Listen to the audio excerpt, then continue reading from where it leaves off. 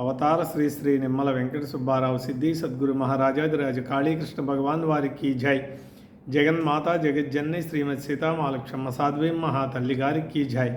లోక పావని నాగమణమ్మ తల్లి గారికి జై. మా ఇంటి దగ్గర ధవళేశ్వరంలో సద్గురు కాళీకృష్ణ భగవాన్ వారికి, జగన్మాత సీతామహాలక్ష్మి తల్లివారికి ఇద్దరికీ కూడా ఒక నివాసాన్ని ఏర్పాటు చేయడం జరిగింది. ఆ నివాసం యొక్క పేరు ఏంటంటే కాళీకృష్ణ కాంతి నివాసం. ఈ కాంతి నివాసానికి ఎవరైతే వచ్చి సద్గురు కాళీకృష్ణ భగవాన్ వారిని, జగన్మాత సీతామహాలక్ష్మి తల్లివారిని ఎవరైతే వచ్చి దర్శించుకుంటారో వాళ్ళ జీవితం కాంతితో కప్పబడాలని ఒక కోరికే దీని యొక్క నిర్మాణం. భారతదేశంలో ఎవరు కూడా,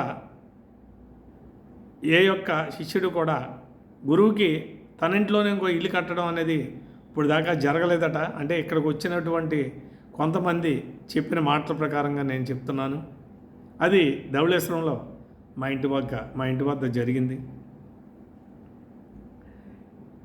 ఇక్కడ అప్పుడు గురువు మాతాజీ ఇద్దరి పాదాల వద్ద నేను ఉండి ఇప్పుడు మీకు గురుగారి యొక్క లీలా మహోత్సవాన్ని మీకు తెలియజేస్తున్నాను. నేను అసలు ఈ భూమి మీద ఉండకూడదు. నేను ఒక యాక్సిడెంటల్గా నేను చనిపోవాలి. అలాంటి వాడిని ఈరోజు నన్ను మీ ముందు ఇలా నిలబెట్టి ఆయన చేసినటువంటి ఏదైతే నాకు లీల చేశారో, చూపించారో దాన్ని మీ అందరికీ తెలియజేయడానికి నన్ను ఈరోజు మీ ముందుకు తీసుకొచ్చారు.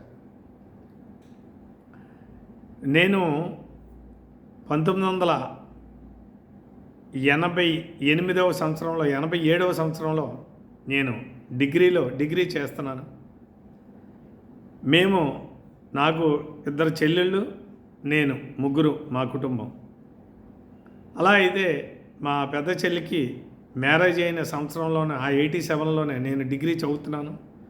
ఆ 87లోనే మా చెల్లి చనిపోయింది. చనిపోతే అప్పుడు నేను పరీక్షలు రాయలేదు, డిగ్రీ పరీక్షలు రాయకపోతే మళ్ళీ మనం ఫెయిల్ అవుతాం కదా, ఫెయిల్ అయ్యాను. అప్పుడు మళ్ళీ సెప్టెంబర్లో ఎగ్జామ్స్కి నేను ప్రిపేర్ అవుతున్నప్పుడు మా మాస్టర్ శరత్బాబు గారిని ఉన్నారు.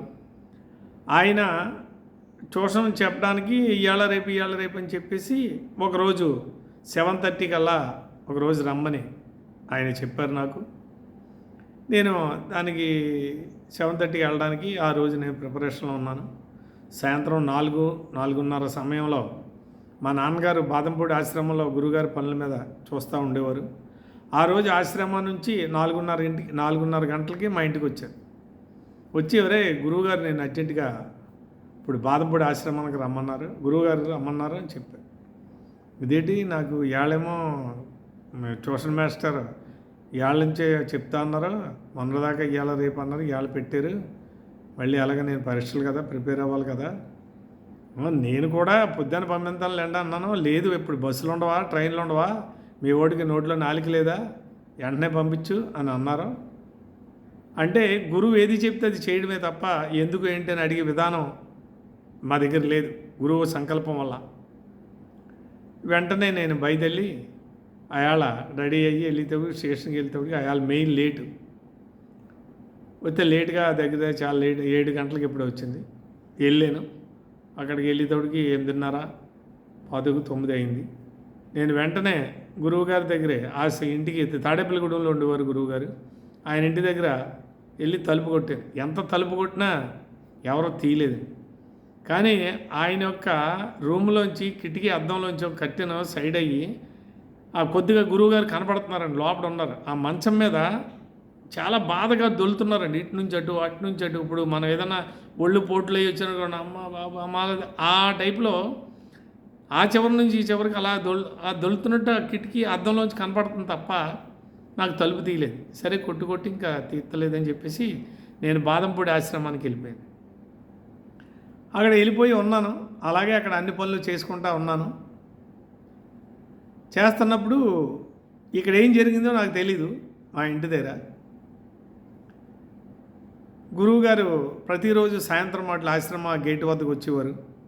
వచ్చి ఆశ్రమంలో జరిగినటువంటి పనులు ఏవైతే ఉన్నాయో అవి ఏమేమి జరుగుతున్నాయి ఏంటి అని అన్నీ కనుక్కొని వెళ్ళేవారు. అలాగా ఒకరోజు వచ్చారు. దగ్గర నేను నెల రోజులు అక్కడికి వెళ్ళి నెల రోజులు అయింది. నెల రోజుల్లో కూడా ఇక్కడ ఏం జరిగిందన్నది నాకు తెలియదు. గురువుగారు ఆ రోజు ఒకరోజు సాయంత్రం వచ్చి ఈ విషయాలన్నీ అడిగి వెళ్ళిపోతా మళ్ళీ వెనక్కి వచ్చారండి. బండి మీద వచ్చారు. ఆ బండి వెనక్కి వచ్చి ఇలాగ ఆపు అంటే నేను పిలిచారు. సరే నడు మళ్ళీ అక్కడికి అక్కడికి వస్తానని చెప్పేసి గురువుగారు చెప్పారు. గురువుగారు రాగానే ఏమన్నారంటే, రేయ్ ఒక గండం గొట్టెక్కవరా నువ్వు, రేపు నువ్వు పోతావని చచ్చిపోతావని చెప్తే ఇవాళ ఉండవు. అంచేత ముందు ఎవరన్నా నువ్వు ఇలా చచ్చిపోతావంటే ఎవరో బతకరు. అంచేత పని అయిపోయింది కాబట్టి ఇప్పుడు నీకు చెప్తున్నాను రా, నీకు ఒక యాక్సిడెంట్లుగా నువ్వు పోవాలి, దాని నుంచి కాపాడడానికే నేను ఇక్కడ పెట్టాను తప్ప నువ్వు నాకు ఏదో పని చేయడానికి ఇక్కడ పెట్టలేదు నేను అని గురువుగారు అన్నారు. నేను సడన్గా ఆశ్చర్యపోయాను. ఇక్కడ ఏం జరిగిందంటే నేను 7:30కి గురువుగారు మా మాస్టర్ సద్బాబు గారు ట్యూషన్ చెప్తా అన్నారు కదా, అక్కడే మా ప్లేటర్ గారి ఇల్లు కూడా ఉంది. మా ట్యూషన్ సెంటర్ దగ్గరలోనే అదే ఏరియా అదే సెంటర్లో ఆయన ఇల్లు కూడా ఉంది. మాకు గవర్నమెంట్ మాది ఫుడ్ కార్పొరేషన్ గోడౌన్స్ మా ల్యాండ్ అంతా తీసుకుంది. అప్పుడు ఆ పనుల మీద ప్లేటర్ గారి దగ్గరికి నాన్నగారు వెళ్తూ ఉండేవారు. ఆ రోజు ఈయన మోటార్ సైకిల్ మీద బజాజ్ కప్ ఉండేది, అది వేసుకుని ఆ ప్లేటర్ వెళ్ళి వెళ్తా ప్లేటర్ గారితో మాట్లాడి, ప్లేటర్ గుమస్తా గారి ఇల్లు కూడా పక్కనే, ఆయన ఉన్నాడో లేదని చూస్తాకని ఈ బండి మీద ఇలాగ వెళ్తా ఈ పక్కకి గేటు దగ్గర ఉన్నాడో లేదని గేట్లోంచి ఇలా చూశారట. బండి ఏమో ఎలా వెళ్తుంది, ఈ ఆయన ఉన్నాడో లేదో ఇలా చూసేటప్పటికి కరెక్ట్గా ఒక కావసాకి బజాజ్ వచ్చి మా నాన్నగారిని అడ్డంగా గుద్దేసింది. కరెక్ట్గా 7:30. నేను 7:30కి అక్కడ ఉంటాను, అదే స్పాట్లో ఉంటాను అన్నమాట, సేమ్ ఏరియా అది. బండి గుద్దితే ఈయన 2 కాళ్ళు ఎలా స్టాంటీజ్ పెట్టినప్పుడు ఎలా ఉంటుంది, ఖాళీ వస్తుంది. ఆ ఖాళీలోంచి బండి దాని అంతా అలా వెళ్ళిపోయినట్టు అనిపించింది తప్ప ఈయనకి చిన్న గీత కూడా పడలేదు. బండి 8-10 వేలు అండి బండి ఖరీదు అప్పుడు కొత్తగా. దాన్ని బాగు చేయించడానికి మళ్ళీ 8,500 అయింది. అంటే బండి ఏమైపోయిందో చూడండి. అంటే నేను ఏమైపోదును ఆ రోజు, నా చరిత్ర అయిపోయినట్టే, నేను భూమి మీద ఉండను. అలాంటి వాడిని నాన్నగారికి కాదు, మీ నాన్నకు కాదు జరగవలసింది, నీకు జరగాలది. దాని నుంచి నిన్ను తప్పించడానికే నేను ఇక్కడికి తీసుకొచ్చాను. మీ కుటుంబంలో మృత్యు అనేది ఉంది, అది నీకే ఉంది, కానీ మీ ఆ చెల్లికి వెళ్ళింది అది. అసలు ఉన్నవాడు నువ్వు ఒక్కడో, నీతో నువ్వు వెళ్ళిపోతే మీ కుటుంబమే ఉండదు. అలాగా నేను వీధి గుమ్మం దగ్గర కాస్తే దొడ్డు గుమ్మం దగ్గర నుంచి వచ్చి ఆ అమ్మాయిని యమపాశం ఆ అమ్మాయిని తీసుకెళ్ళడం జరిగింది అని గురువుగారు, అంటే ఆ అమ్మాయి యొక్క ప్రాణాన్ని నాకు పోసి నన్ను ఏళ మీ ముందు ఇలా నిలబెట్టిన సద్గురు కాళీకృష్ణ భగవాన్ గారికి నేను ఏం చేయాలి, ఏం చేసినా తక్కువే. ఒకరోజు నేను పండగకి ఇంటికి వెళ్తానంటే నేను లేని పండగ నీకుందా అని అడిగారు. నిజంగా లేదు, అసలు నువ్వు పండగలోనే ఉన్నావు, నా దగ్గర ఉన్నావంటే పండగలో ఉన్నట్టేరా, ఇంతకన్నా మించిన పండగ ఏముంది అని గురువుగారు చెప్పారండి. అంత గురువుగారు నన్ను ప్రాణం పోసి విధిని తప్పించలేమండి. ముగ్గురులో ఎవరికొవరికి ఉంది, ఆవిడకు ఉంది, అది తప్పించడానికి వీలు లేదు, ఆపడానికి కుదరదు, విధిని ఆపడానికి కుదరదు. అకాలంగా జరిగేది ఏదన్నా ఉంటే దాన్ని నేను ఆపగలను. అది అలా ఆపదే ఉంటే చరిత్ర ఏముంటుంది, సృష్టి ఏముంటుంది, సృష్టి ఆగిపోద్ది కదా, సృష్టి జరగాలి కదా. అలాగా గురువుగారు నన్ను ప్రాణాన్ని కాపాడి ఈరోజు ఆయన పాదాల చెంత నేను కూర్చుని మీ అందరికీ ఆ యొక్క లీలా మహోత్సవాన్ని నేను చెప్పుకునే భాగ్యాన్ని కల్పించిన సద్గురు కాళీకృష్ణ భగవాన్ గారికి శతకోటి వందనాలు తెలియజేస్తూ నేను సెలవు తీసుకుంటున్నాను. జై కాళీకృష్ణ భగవాన్, జై జగన్మాత.